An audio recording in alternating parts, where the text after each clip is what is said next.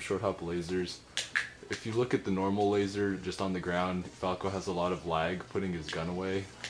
And proof of that, I'll show you here. I'll shoot the gun and then hold the hold the shield, and then you'll see how long it takes to put up the shield. So that was pretty long. There's plenty of room in there for you to get hit.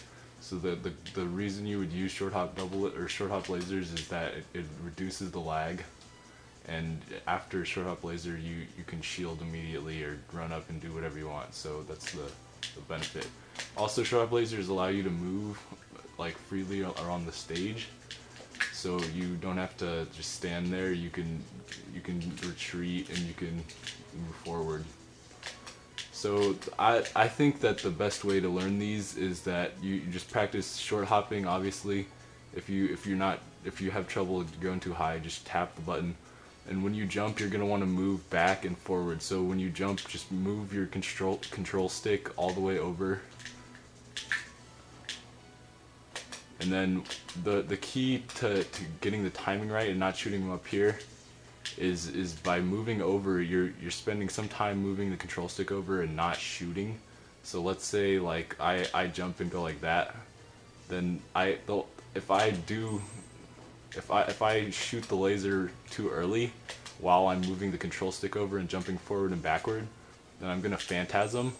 So if you get the timing where you're not gonna phantasm, then that's when it's the right height. And then also, like, another possible situation would be that you do the phantasm and you press over and you press the button too fast, and then you'll turn around, which is also too soon. So you just want to practice moving whenever you do the short hop laser, just moving back and forth and timing it so that when you press the control stick over, you let it come back to neutral before you press the B button to fire the laser. So just jump back and forth. This is what I would suggest.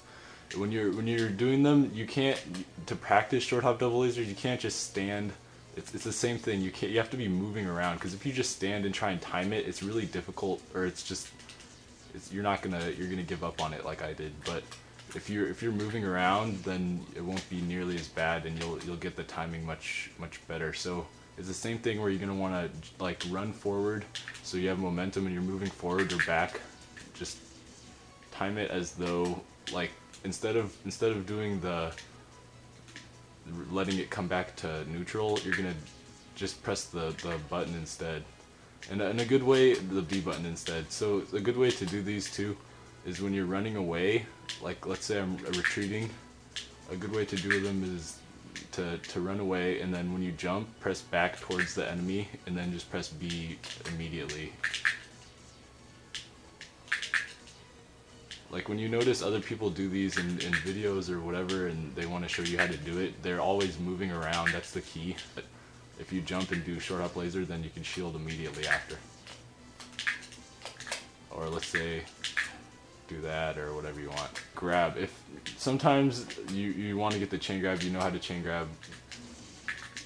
It's hard in a match to actually get it. Like you'll be trying to grab so much that your opponent will catch up to you in percent, or they'll start winning and the momentum will be way off if you're just trying to grab the whole time. And plus they'll know what you're doing, so there's no like benefit to trying to only grab. You need to still play. You need to still like try and give them percent, even if they're chain grabbable and you think the best way to do it is by a chain grab.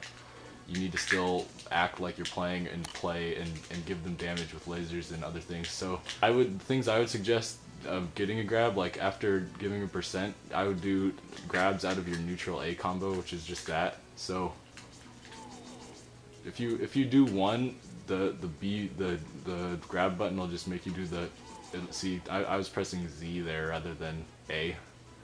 So you need to do it and then wait. So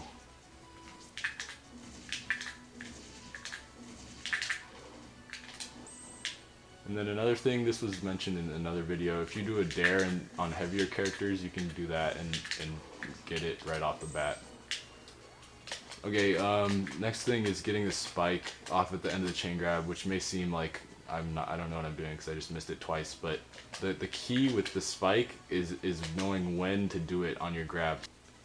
you're like right here, it's going to be really hard after the down throw to get the spike off because you have no room to run. So the key is to be a good distance in on the stage. I'd say about like have plenty of room. And then when you do the down throw, you need to dash forward, and your forward momentum from that will bring you over the stage. Okay, the next thing is a Phantasm thing. This is like a little thing that Sethlon and other people do. You just run off the edge and Phantasm back, and it's the perfect height for anything. So yeah, sometimes you'll do that. I mean, it's not that big of a deal. You'll just grab the edge. But then there's other times where when you do it, you won't grab the edge. You'll just like your body will just pop up like right there, and so you have to just pay attention, make sure that when that happens, you're ready to jump and get the edge because you can fall and die.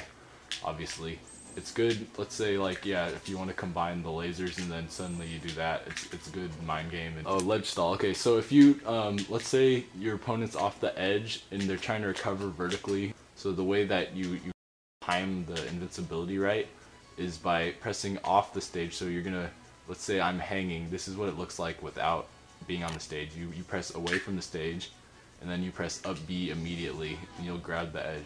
What that looks like out here is this. So Falco's back air is a sex kick, which means like if once you do it initially, there's still a hitbox there. It'll do 13 if I do it like right off the bat, but then it'll do like 6, I think, if I do it later like that. Let's see, 7. Like that. When you're off the edge, or when you're on the edge like this, you can jump up and then you have more leeway. Like it gives you an extra jump basically without being on the edge and having to face this way. Like let's say I'm running towards the edge and I wanna like do a back air, so I go like that. That's more difficult to like time and stuff, so you're gonna want to jump